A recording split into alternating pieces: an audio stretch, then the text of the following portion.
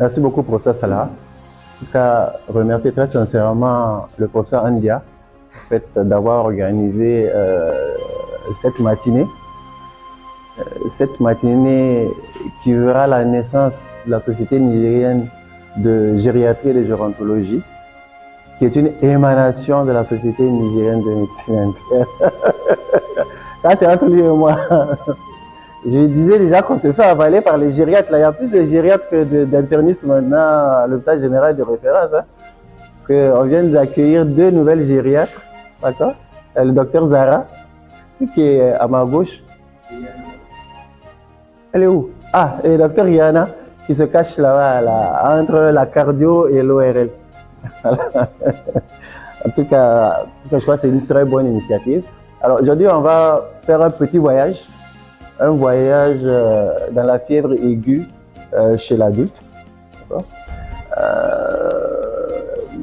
La fièvre aiguë, c'est une situation particulière que l'on rencontre très très souvent dans notre situation, ici, enfin, dans notre pratique quotidienne ici au Niger. Et donc c'est important qu'on puisse essayer d'avoir la même vision de ce que c'est cette fièvre aiguë et qu'au sortir, en fait, qu'on sorte avec des algorithmes. Il y a professeur Andia qui va vous présenter un algorithme suite donc à cette présentation. Comme je l'ai dit tout à l'heure à la fin du stage, il faut qu'on reste logique. Et pour être logique, en fait, il faut avoir une démarche. D'accord? Et c'est cette démarche dont on va parler aujourd'hui. Je l'ai dit à plusieurs reprises, il ne faut plus qu'on soit une médecine de diagnostic. Je pense que le diagnostic maintenant, là, partout où on part dans l'hôpital, il doit être évident, porté et qu'on passe à une autre étape, c'est l'évaluation des patients, d'accord, et la mise en place donc de protocoles thérapeutiques et tout ça. En tout cas, là, on va juste parler donc de la fièvre aiguë, d'accord, avec comme objectif pouvoir définir donc la fièvre aiguë, décrire aussi les conditions de prise de la température, donner des signes de gravité, notamment 3 d'une fièvre aiguë qui doivent attirer notre attention, 4 étiologies infectieuses et 2 étiologies non infectieuses. Donc vous voyez que fièvre n'est pas égale à infection, hyperleucocytose n'est pas égale à infection. D'accord? Ça vraiment, ce sont des choses que nous rencontrons. Donc le plan de la présentation, après les généralités, nous verrons le diagnostic positif, le diagnostic de gravité, le diagnostic différentiel, étiologique avant de conclure. Alors, pour définir, la fièvre, c'est une élévation de la température corporelle dépassant 38 degrés le matin et 38 degrés 3 le soir depuis moins de 5 jours chez un sujet de 18 ans ou plus. Donc, élévation de la température. La durée très importante pour dire que c'est une fièvre aiguë, il faut qu'elle ait moins de 5 jours. Et chez un sujet de 18 ans et plus, parce que nous parlons des adultes aujourd'hui, nous n'allons pas aborder le cas des fièvres chez les enfants. Je ne me le permettrai même pas. Alors, l'intérêt, la fièvre aiguë, elle est observée chez les PVIH au Bénin, elle a été observée dans 41,7% des patients vivant avec le VIH au Bénin. Ce sont des travaux de notre maître, le professeur Ombé, paix à son âme, qui est aujourd'hui décédé.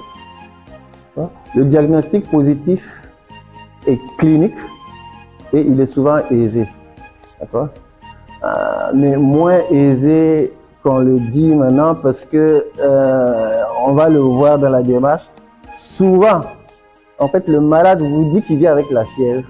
Et vous ne prenez pas la température, vous dites que c'est la fièvre. Non, c'est la sensation fébrile. D'accord? Et quand vous poussez votre interrogatoire chez ces patients-là, vous leur demandez est-ce que la fièvre sort dehors, et va vous dire que ça ne sort pas dehors. Donc, ce n'est pas une fièvre pour nous au sens stricto sensu de la fièvre. Et donc, ce n'est pas pour ces patients qu'on va faire cette démarche diagnostique. On va faire cette démarche diagnostique chez des gens chez qui on a prouvé que la température est supérieure à 38 degrés. Alors, la recherche étiologique est parfois difficile du fait de la multiplicité des étiologies et du manque fréquent de moyens financiers chez les patients. Quand vous allez commencer le bilan, il va vous dire qu'il n'a plus d'argent, vous êtes obligé d'arrêter ou bien de commencer à réfléchir comment régler le problème. Et le pronostic vital peut être engagé selon l'étiologie et souvent aussi lié à un retard de prise en charge. Alors, nous allons faire quelques petits rappels pour essayer de mieux comprendre la suite de la leçon. La température normale, d'accord, est de 36 degrés 7 Celsius, d'accord, avec des extrêmes entre 35,3 et 37,7 degrés. En fait, ça a été fait dans plusieurs études, notamment les deux principales de Obermeier et de Spiker, d'accord, en 2017 ou en 2021. Obermeier, il a fait cette étude chez près de 40 000 patients, tout venant, qui venaient à la consultation. D'accord?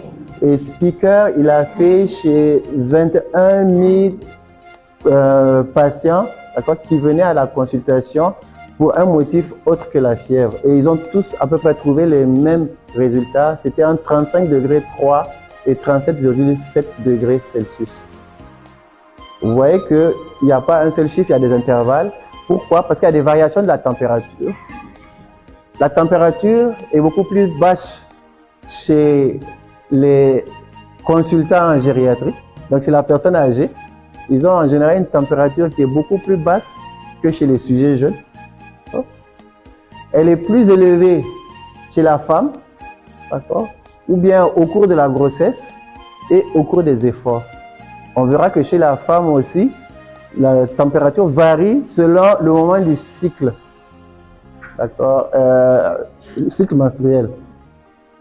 Il faut savoir aussi que la température est variable en fonction des pathologies, d'accord. En cas d'hypothyroïdie, la température baisse. En cas de cancer, ça peut monter. Et là, on est en train d'aborder déjà les étiologies. Au-delà de ça, il y a des variations nictémérales de la température, c'est-à-dire dans la journée, la température n'est pas identique. Et il faut savoir que qu'est-ce qui régule la température? C'est l'hypothalamus. Il y a au niveau de l'hypothalamus un centre de thermorégulation, d'accord, qui permet de contrôler la température. Nous allons voir que cette température peut varier parce qu'il y a des phénomènes de thermogénèse et des phénomènes de thermolyse dans l'organisme. Alors, il faut savoir que la température dans la matinée est plus basse que le soir, d'environ 0,5 degrés. Pour preuve, c'est que dans l'étude de Obermeier, justement, la température buccale par voie orale était de 37 degrés le matin. Enfin, quand elle est supérieure à 37 degrés le matin, c'est ce qui définit la fièvre pour lui. Et quand c'est supérieur à 37 degrés l'après-midi, c'est la fièvre. Donc, vous voyez que sa définition de la fièvre à lui varie en fonction du moment de la journée. Et il faut savoir que ce rythme circadien de la température est sous la dépendance de certains gènes. Et ces gènes, donc, régulent les variations de température dans la journée. Alors, les méthodes de mesure, il y en a plusieurs de la température, d'accord? Il y a des mesures périphériques de la température qui peuvent se faire, donc tympanique, au niveau de l'artère temporale, axillaire, d'accord, orale, et il y a des mesures centrales, elles sont beaucoup plus invasives. Il y a la température rectale, qui est en général plus élevée de 0,6 degrés par rapport à la périphérie, d'accord?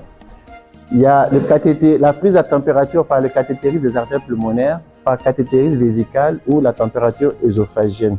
Donc ça, ce sont des méthodes, c'est juste pour mémoire que je vous les cite. Alors, tout à l'heure, je vous ai dit que la température corporelle était déterminée donc au niveau de l'hypothalamus antérieur. Il y a un thermostat qui y siège. Et ce thermostat permet de réguler la température entre les processus de thermogénèse qui produisent la chaleur et de thermolyse qui diminuent la chaleur. La production de chaleur, donc la thermogénèse, elle se fait par deux mécanismes essentiellement, par le métabolisme des protides, des lipides et des glucides, et par l'activité musculaire. savez tous que quand vous faites une activité musculaire intense, vous sentez la chaleur qui monte. Et c'est la même chose pour le métabolisme. C'est connu. Pour certains, s'il faut attention, après un repas, ils voient automatiquement la température qui commence à monter. La thermolyse, c'est-à-dire la déperdition de chaleur, elle se fait par radiation, d'accord, par évaporation et par convection. D'accord? Mais le mécanisme le plus important, c'est l'évaporation. Et c'est ce qui permet de générer donc la transpiration. C'est la transpiration en fait qui permet de faire baisser la température lorsque elle s'évapore. Et c'est pour ça que quand vous êtes dans une atmosphère qui est très humide, on supporte moins bien la chaleur que dans une atmosphère sèche. Parce que l'évaporation se fait moins bien quand vous êtes en atmosphère humide. Alors, du point de vue pathogène, la physiopathologie plutôt, l'hyperthermie, d'accord, c'est une réponse à un dérèglement donc du fameux thermostat hypothalamique. Et ce dérèglement se fait sous l'effet de pyrogènes. Vous avez deux types de pyrogènes. Vous avez les pyrogènes endogènes et les pyrogènes qui sont exogènes. Alors, les endogènes, il s'agit essentiellement donc des cytokines, d'accord, qui sont de petites protéines, d'accord, régulant les processus immunitaires, inflammatoires et hématopoïétiques. Il s'agit essentiellement de l'interleukine 1, l'interleukine 2, l'interleukine 6, le TNF-alpha et l'interféron gamma. Donc, c'est eux qui, lorsqu'ils sont synthétisés en grande quantité, peuvent entraîner une augmentation de la température. Et accessoirement, vous avez certains facteurs hématopoïétiques comme le granulocyte colony stimulating factor, le GCSF, qui peut faire aussi augmenter la température. Et ça explique souvent la fièvre dans certains processus hématologiques. En dehors des pyrogènes endogènes, vous avez ce qu'on appelle des pyrogènes exogènes, qui sont liés donc aux micro-organismes et leurs produits. Alors, un des plus fréquents, c'est les lipopolysaccharides que l'on retrouve dans la paroi des bacilles à gram négatif. Et ces lipopolysaccharides se fixent sur les toll-like récepteurs, donc les ligands des toll-like récepteurs, et c'est ce qui entraîne donc la production de fièvre. Il existe d'autres substances qui sont sécrétées par les bactéries qui peuvent entraîner donc la fièvre, ce sont les toxines. L'exemple, c'est la toxine donc du syndrome du choc septique lié donc à certains staphylocoques aureus, d'accord. Ça a été décrit la première fois aux États-Unis chez des jeunes femmes en menstruation. En fait, les serviettes hygiéniques qu'elles utilisaient ont été infectées par ce staphylocoque qui synthétise cette toxine-là. Et ça a donné donc des chocs septiques très graves avant qu'on ne puisse découvrir donc l'origine. Et vous avez aussi sur les parois bactériennes, bon, en fait les toxines se voient beaucoup plus sur les bacilles à gram positif, d'accord. Et les super antigènes se voient en général chez certaines bactéries. Elles interagissent avec le complexe majeur d'histocompatibilité pour être responsable donc de la chaleur et de la fièvre. Alors, comment ça se passe? Je pense qu'on va aller là plus tôt. Ces pyrogènes endogènes et exogènes, d'accord, souvent entraînent une activation des macrophages et des monocytes, d'accord. Et ces macrophages monocytes fabriquent, donc synthétisent l'interleukine 1, l'interleukine 6, l'interféron gamma et le TNF-alpha.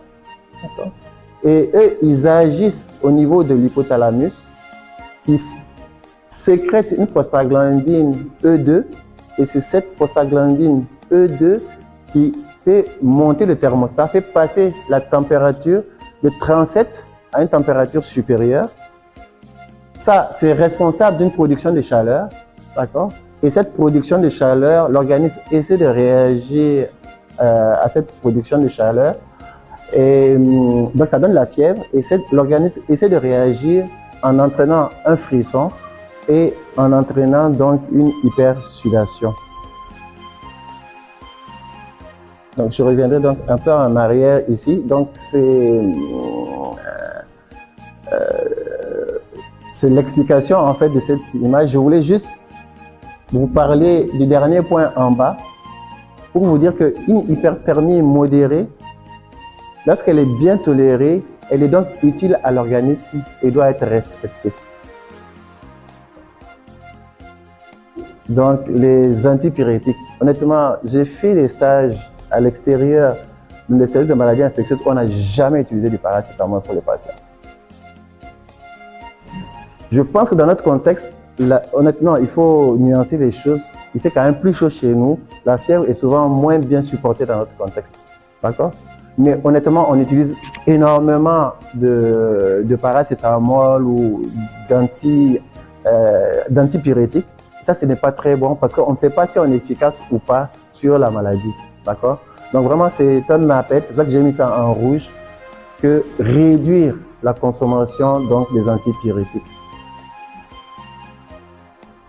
Les patients à l'hôpital, on peut le surveiller donc tant qu'ils supportent et puis utiliser les moyens physiques pour essayer de régler le problème.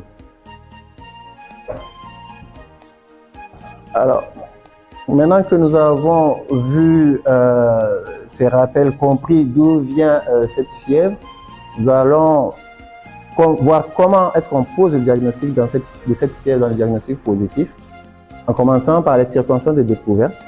D'accord? Ça peut être une plainte du patient. Donc, il a vu pour une consultation, il vient se plaindre à vous en disant qu'il a le corps chaud. Encore une fois, je répète que quand le patient vous dit qu'il a le corps chaud, poussez l'interrogatoire pour savoir si cette chaleur, elle sort dehors ou pas. Quand on vous touche, est-ce que vous avez le corps chaud? D'accord? Il y a souvent des espèces de petits malaises où le patient dit qu'il a la fièvre et il vous dit lui-même que quand on me touche, mon corps est froid. Donc, en général, ça, ce n'est pas de la fièvre. Et donc, ça ne rentre pas dans cette démarche diagnostique ici. Il faut rechercher autre chose, orienter les examens sur autre chose, plutôt que passer son temps à lui faire des hémocultures ou d'autres examens infectieux.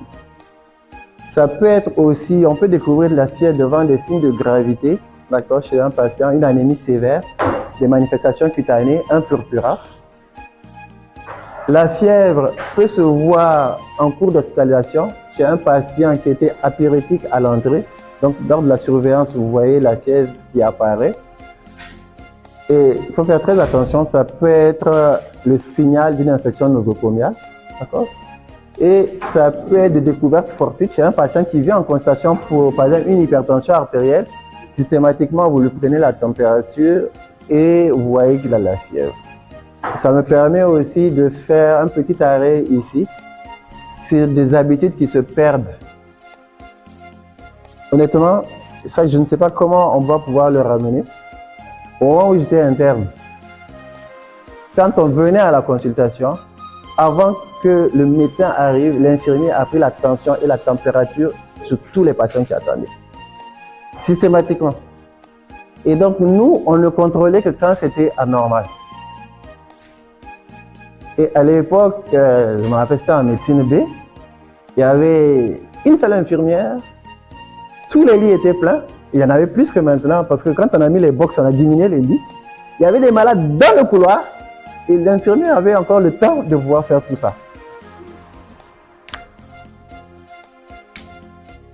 Bon, il faut qu'on se pose des questions sur ce qu'on est en train de faire maintenant.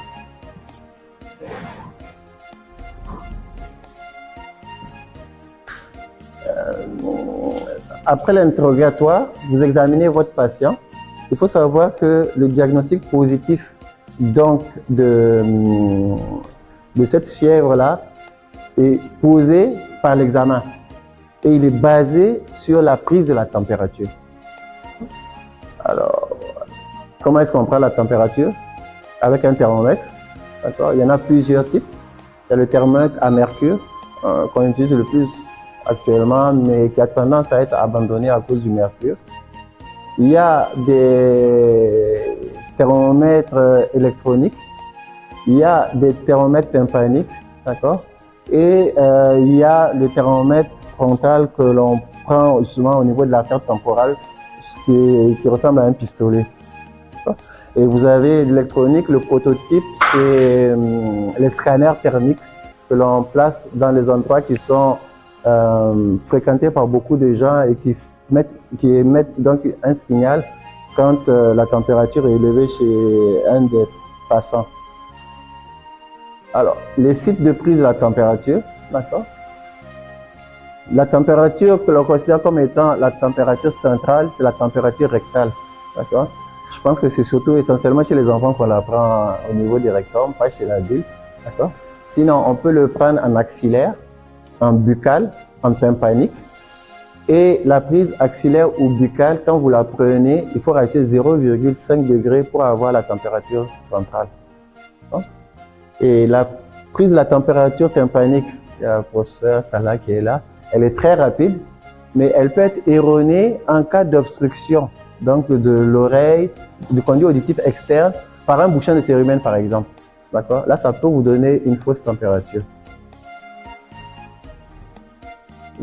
Alors, la durée des prises aussi, elle est réglementée. Rectale, il faut 2 minutes. Axillaire, il faut 5 minutes. Et pour la buccale, il faut 3 minutes. Alors, à quel moment est-ce qu'il faut prendre la température? Chez les patients alités, c'est matin et soir. Si possible, toujours à la même heure. D'accord? Chez les patients non alités, le matin au lit et le soir après 30 minutes de repos absolu. D'accord? Parce que je vous ai dit que l'effort doit faire monter la température. Donc, il faut vraiment que le patient soit au repos pour pouvoir prendre la température. Et là, j'ai rajouté un petit point sur feuille de température. On en a discuté en médecine interne la dernière fois, n'est-ce pas? C'est quelque chose qui a tendance à disparaître. Or, c'est très, très important, cette feuille de température. En fait, ce qu'on fait maintenant, c'est on fait des lignes avec l'heure et puis la température. Donc, quand ça monte là, tu sais même pas. Honnêtement, bon, peut-être c'est l'ancienne médecine, mais je suis beaucoup plus habitué à la feuille de température où on voit la température monter ou descendre que des chiffres. D'accord? Alors, ça permet, cette feuille de température, de voir quand la fièvre est continue ou en plateau. Alors, qu'est-ce que c'est une fièvre continue ou en plateau? C'est une fièvre qui est permanente, d'accord? Où à aucun moment la température ne baisse, donc il n'y a pas d'apyrexie. C'est une température qui est stable à un haut niveau et les variations de température ne dépassent pas 1 degré.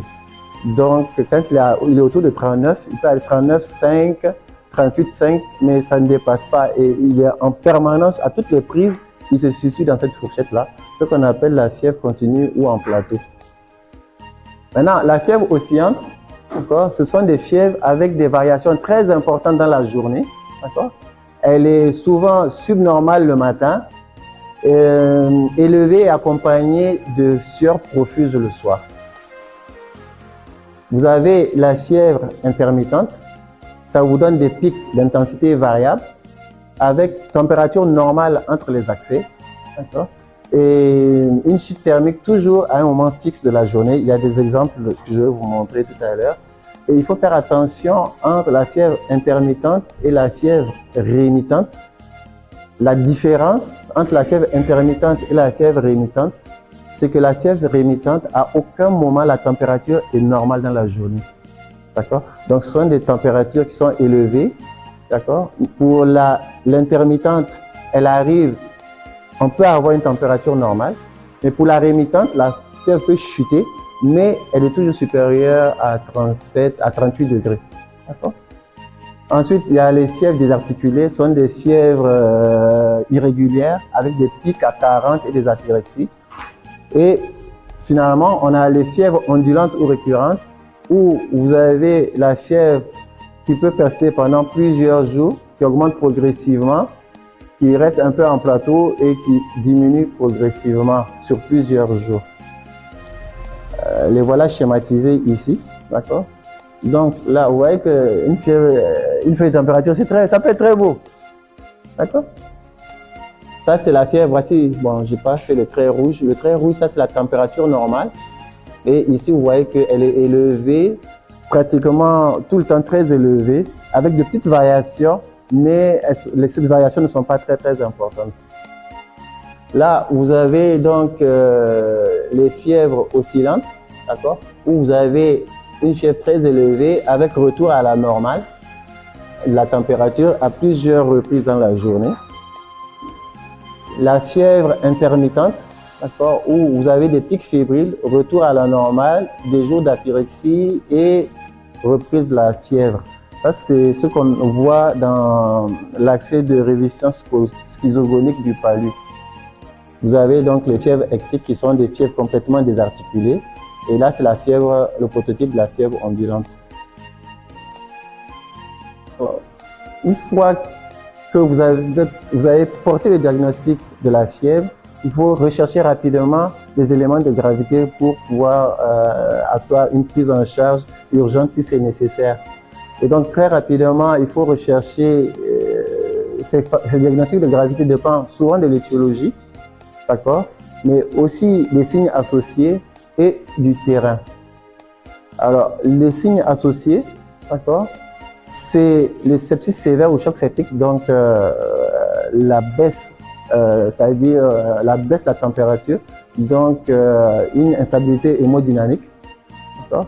On peut avoir le purpura, notamment dans les méningococémies, les infections, les septicémies en méningocoque, les troubles neurologiques, d'accord, coma, convulsions, une anémie sévère, et j'ai oublié ici, il faut que je rajoute la dyspnée, d'accord.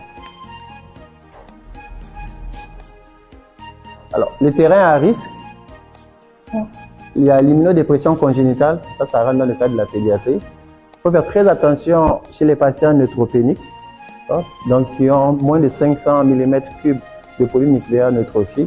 On le voit beaucoup plus en hématologie chez les patients qui ont des leucémies.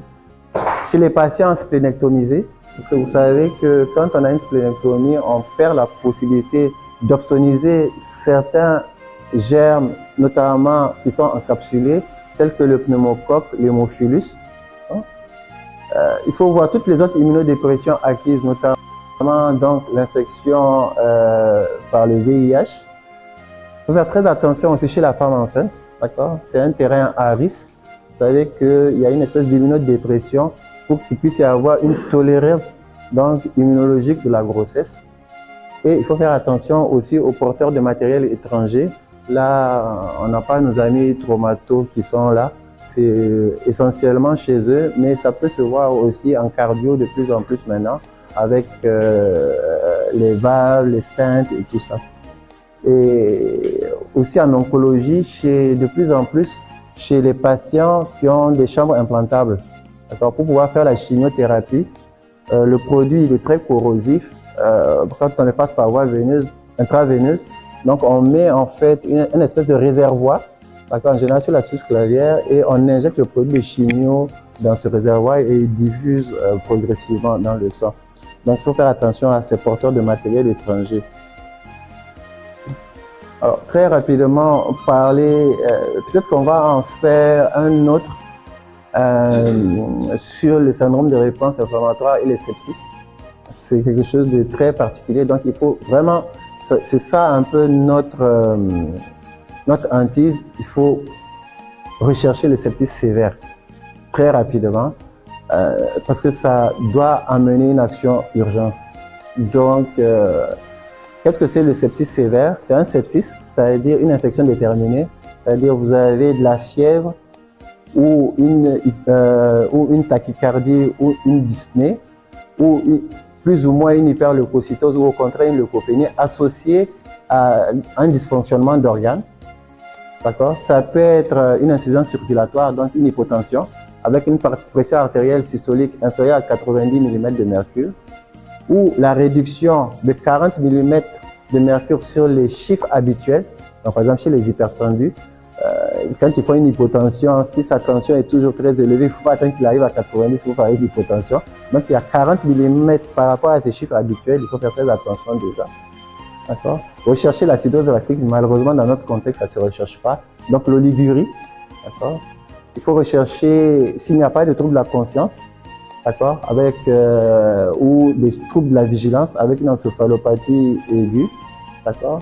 Rechercher s'il n'y a pas une cyanose, c'est-à-dire un problème d'hypoxémie qui est inexpliqué, ou bien un saignement inexpliqué lié à une coagulopathie.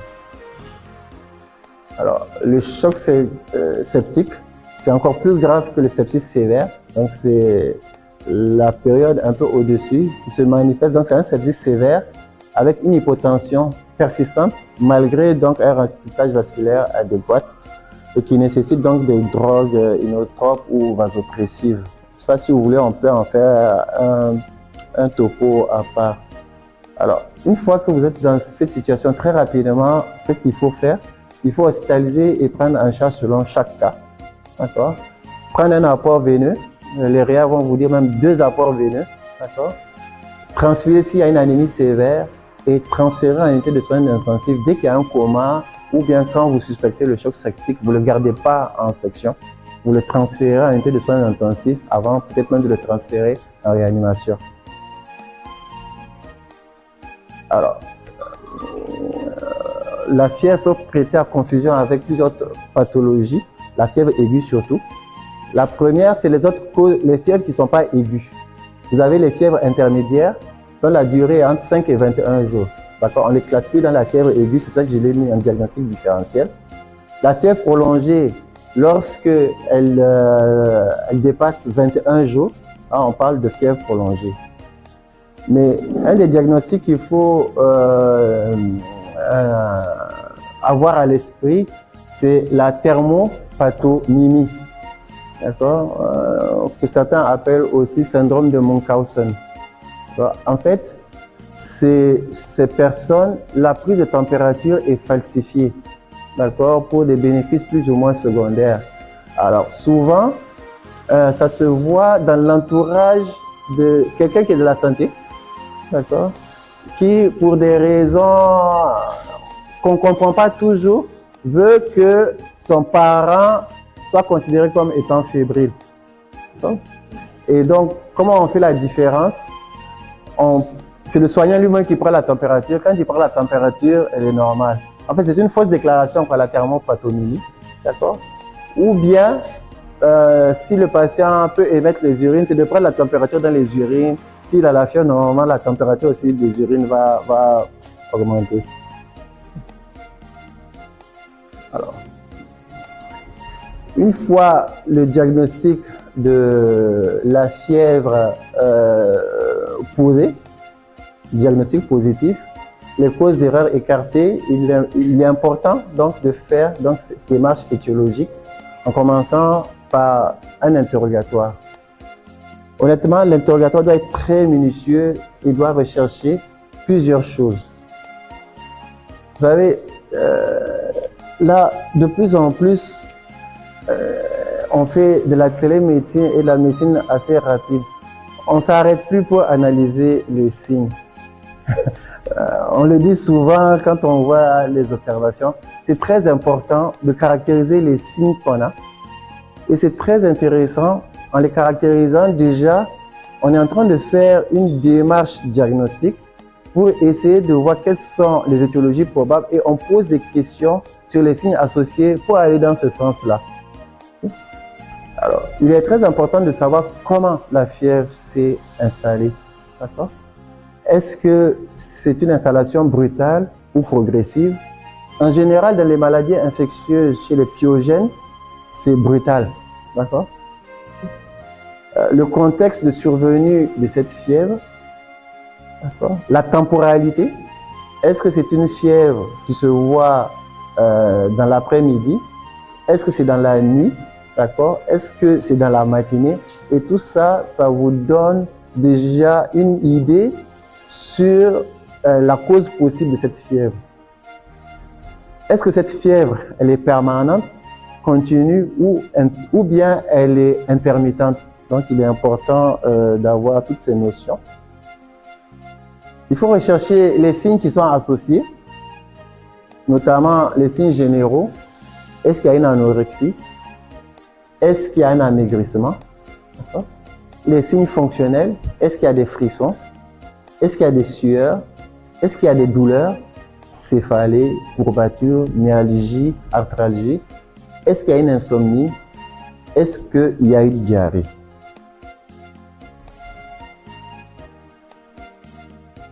Toujours à l'interrogatoire, il est important de rechercher les antécédents, surtout les terrains qui sont un peu débilitants pour le patient. Diabète, infection à VIH, tabagisme, cancer. Et une chose qu'on oublie très souvent, c'est la liste des médicaments. D'accord? Et il faut surtout rechercher les médicaments qui peuvent être responsables d'immunodépression. Et il est important de connaître l'état vaccinal du patient. Autre chose sur laquelle on passe le plus souvent très vite, c'est la profession et le mode de vie. D'accord? Est-ce qu'il y a un contact avec les oiseaux? D'accord? Dans ce cas, il y a certaines maladies comme la psittacose. D'accord? J'ai vu un patient, on n'a pas pu poser le diagnostic, mais on l'a traité comme patient âgé qui vit avec des pigeons dans sa chambre. Sa chambre à coucher. Il y a un pigeonnier dans sa chambre à coucher, ici à Niamey. Bon, père à son âme, aujourd'hui il nous a quittés. D'accord? Et donc il a fait une infection pulmonaire dont on l'a traité à l'époque comme psittacose, avec des macrolides et tout. Pour rechercher est-ce qu'il y a des chats dans la maison ou pas, contact ou griffure, la maladie des griffes du chat, qui est une bartonellose, donc c'est un germe intracellulaire, d'accord, la toxoplasmose, la pasteurellose, d'accord. Est-ce qu'on travaille dans un milieu climatisé comme à l'hôpital général de référence? Attention à la légionellose, d'accord. Soit dit en passant, la légionellose, c'est une histoire formidable. Je vous conseille pour ceux qui sont intéressés d'aller lire comment on a découvert cette maladie et vous allez comprendre en fait le nom de cette maladie-là. D'accord? Est-ce qu'il est vétérinaire, boucher, écarisseur, éleveur de bovins, c'est-à-dire qu'il est en contact avec les animaux, aller vers la brucellose. D'accord? Est-ce qu'il travaille dans les égouts? C'est la leptospirose. Alors, après l'interrogatoire, un examen physique, il doit être minutieux également, il doit être systématique. Il doit se faire dans de très bonnes conditions, dans une salle qui est bien éclairée, avec un patient qui est complètement dévêtu. Souvent, on a souvent peur, on découvre des choses quand on déshabille complètement un patient. Il faut examiner tous les appareils et, si possible, quand il y a des anomalies, faire des mensurations de ces anomalies-là. Donc, sur le plan cardiovasculaire, il faut rechercher un souffle qui pourrait orienter vers une endocardite bactérienne. Fièvre plus souffle égale endocardite bactérienne jusqu'à preuve du contraire. Ce n'est pas Dr Ibrahim qui me dira le contraire, je l'ai vu rentrer. D'accord. Il faut rechercher un frottement péricardite, d'accord, pour la péricardite aiguë. Il faut rechercher une tuméfaction au niveau des mollets ou bien une augmentation donc, de la circonférence du mollet à la recherche d'une thrombose veineuse profonde qui peut être à l'origine d'une fièvre. Un examen digestif, chercher un mauvais état dentaire entre griffes. Souvent dans les cliniques, on entend mauvaise hygiène bucco-dentaire. Ce n'est pas l'hygiène, c'est l'état. D'accord? Donc comme ça, cette manière, prochaine clinique, je ne veux plus entendre mauvaise hygiène bucco-dentaire. C'est mauvais état bucco-dentaire, c'est complètement différent. D'accord? Une douleur provoquée à la palpation de la fosse iliaque droite qui pourrait orienter vers appendicite aiguë, il n'y a pas de chirurgie viscérale générale. Douleur provoquée à la palpation de la fosse iliaque gauche qui pourrait faire penser à une sigmoïdite diverticulaire. Douleur de l'hypochondre droit, tout ce qui est polycystite. Une hépatomégalie. Donc c'est important honnêtement de ne plus faire de la télémédecine. Les patients ils le disent, hein. Ils disent j'ai été voir un tel, il m'a juste parlé, il m'a fait une ordonnance. Il ne m'a pas touché. Ils le disent. Il ne m'a même pas touché. Je sais pas, il dit il ne m'a même pas touché. L'examen physique doit se poursuivre avec l'examen urinaire, notamment chez les patients âgés, pour rechercher une hypertrophie chaude et douloureuse au niveau de la prostate. Ça peut être soit une prostatite aiguë, soit même un abcès de la prostate. D'accord? Un examen pleuropulmonaire, syndrome de condensation pulmonaire en faveur d'une pneumonie. Là aussi, je vais m'arrêter. L'examen pulmonaire, il se fait bilatéral et comparatif. On ne peut pas avoir un syndrome de condensation bilatéral sur les deux poumons. Il y a un problème. Ah, j'insiste dessus, parce qu'on le voit très souvent. Il faut faire très attention. D'accord? Parce que vous comparez entre la base droite et par exemple la base gauche pour pouvoir dire qu'il y a un syndrome de condensation. Vous ne connaissez pas le patient avant. Donc vous ne connaissez pas s'il a sa sonorité normale, la transmission des murmures vésiculaires et tout. Donc là, je vais profiter pour passer ce message-là. Pour rechercher un syndrome d'épanchement pleural liquidien, d'accord, pleurésie. Faire un examen splénoganglionnaire complet, rechercher une splénomégalie, des adénopathies superficielles. Je ne savais pas que le professeur Salah était là. J'ai quand même mis qu'il faut mettre l'examen ORL. D'accord. Je vais faire un petit encart aussi. C'est que pour la fièvre aiguë chez l'enfant, tout enfant qui a une fièvre, si vous ne faites pas l'examen ORL là, c'est même pas la peine de continuer à l'examiner. D'accord. La plupart du temps, c'est des causes ORL. Donc, il faut le faire. Et il est recommandé de faire l'examen ORL à la fin de l'examen du patient. Parce que souvent, ça l'énerve. Et vous ne pouvez plus faire d'autres examens à la suite. Donc, en résumé, tous les appareils doivent être examinés. Alors, à l'issue donc de l'examen clinique, il y a deux situations qui se posent. Si c'est une fièvre aiguë isolée, ou bien c'est une fièvre associée à d'autres signes. Si c'est associé à d'autres signes, c'est très simple. On essaie de porter l'exploration sur ces signes-là qu'on a eu du patient. Mais si c'est une fièvre isolée, on est obligé de commencer à faire des examens en commençant par des examens de première ligne. D'accord? Bon, tout je dis que la biologie, de toute façon, dans notre contexte, j'ai parlé des examens qu'il faut faire pratiquement dans tous les cas si c'est possible. C'est l'hémogramme, d'accord? La goutte épaisse densité parasitaire, la VS, la CRP et les transaminases, rechercher donc un syndrome inflammatoire et une atteinte hépatique, une cytolyse, et ne pas oublier la microbiologie. Je ne vais pas détailler ici, mais c'est quoi la microbiologie? C'est essentiellement les hémocultures et des prélèvements pour traquer s'il y a un micro-organisme, un ECBU, un examen de pus s'il y en a, s'il y a de l'acide, on en fait un examen cytobactériologique de l'acide, de tous les prélèvements de l'épanchement pleural s'il y en a et tout ça. Donc c'est très important. Il faut compléter par, selon le cas ou quand c'est isolé, d'une radiographie thoracique, d'accord, qui est très importante. Pourquoi? Parce que dans notre contexte, il ne faut pas oublier la tuberculose, bien que ça donne beaucoup plus une fièvre prolongée, mais ça commence toujours. Et une échographie abdominale, ça c'est vraiment les examens de première intention qu'il faut faire quand vous avez une fièvre aiguë isolée. Alors, quelles sont les causes? J'aurais pu détailler les causes, mais on va aller très rapidement. D'accord? Il y a des causes d'abord infectieuses, je les sépare en infectieuses et non infectieuses.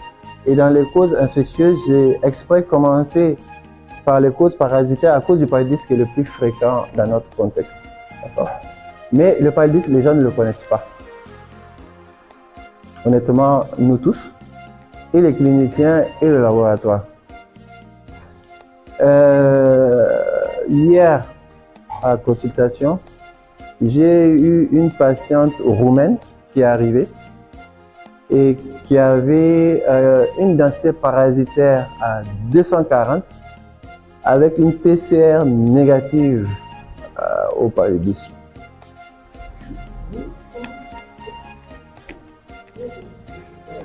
Voilà.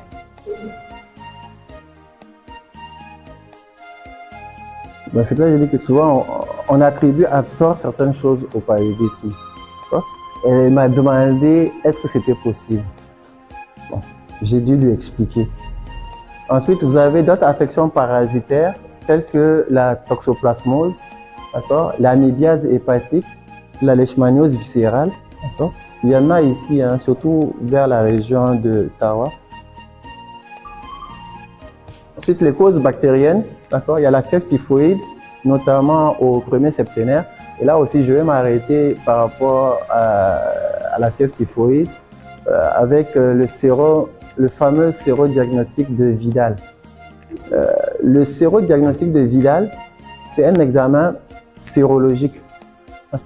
Donc, il ne recherche pas le responsable de la fièvre typhoïde, il recherche les anticorps dirigés contre la fièvre typhoïde.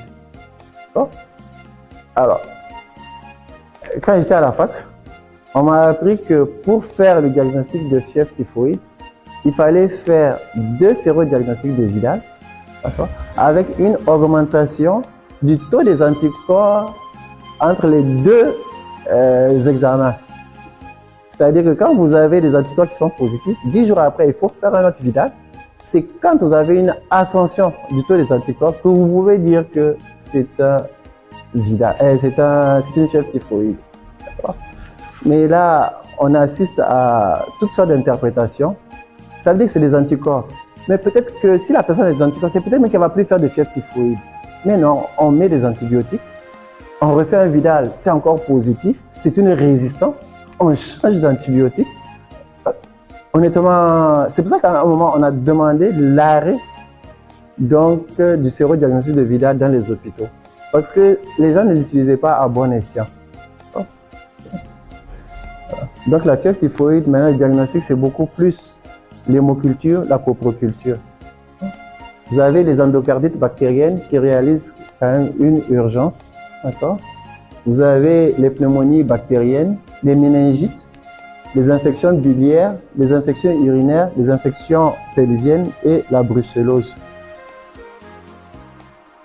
Pour les causes virales, il y a la grippe. J'ai oublié, je n'ai pas réactualisé, il fallait rajouter Covid-19, VIH, les hépatites virales, le cytomégalovirus et la mononucléose infectieuse. Les causes mycosiques, elles se voient essentiellement donc chez les patients immunodéprimés, sont les candidoses disséminées, l'histoplasmose et la cryptococcose. Dans les étiologies non infectieuses, vous avez des maladies inflammatoires qui peuvent être responsables de fièvre aiguë. C'est la maladie de style de l'adulte. C'est une maladie qui n'est pas très bien connue et où il n'y a pas encore de critères diagnostiques suffisants. Ça se manifeste grosso modo par une fièvre, des éruptions cutanées qui sont fugaces. Souvent, on n'y pense pas donc dans notre contexte, et des douleurs articulaires. Et un des traits particuliers de cette maladie, c'est que souvent, la fièvre elle est vespérale ou nocturne. Et chez ces patients, même quand la température revient à la normale, ils gardent une tachycardie résiduelle dans la matinée. Ce sont des signes qui orientent donc vers la maladie de style. Donc, jusqu'à présent, ça reste quand même un diagnostic d'élimination. Il y a le lupus systémique, que l'on diagnostique selon les critères de l'ACR. On ne peut pas rentrer dans tous les détails. La périartérite noueuse et des maladies génétiques un peu comme la maladie périodique. Alors, parmi les causes non infectieuses, vous avez les causes thromboemboliques comme la thrombose veineuse profonde et l'embolie pulmonaire qui peuvent être à l'origine donc d'une fièvre. La preuve, ceux qui ont décrit l'embolie pulmonaire, notamment il s'agit donc de Gala Verdun, il l'a décrit dans un milieu gynécologique.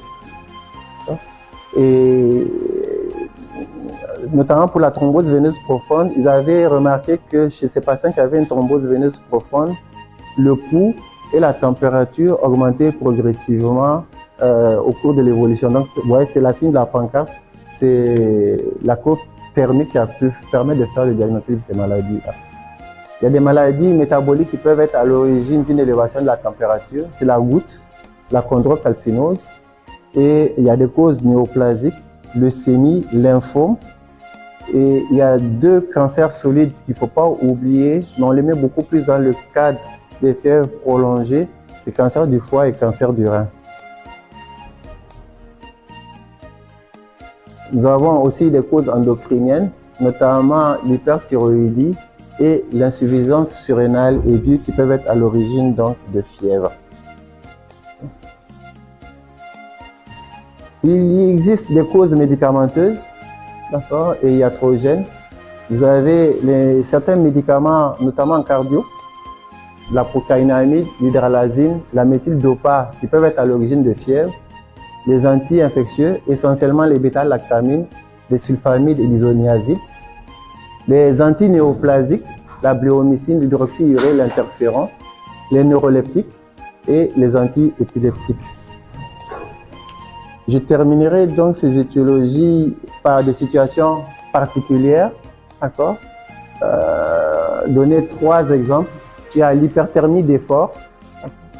Je ne sais pas, notamment aux urgences, bon, peut-être pour ceux qui sont plus anciens, ils en ont vu.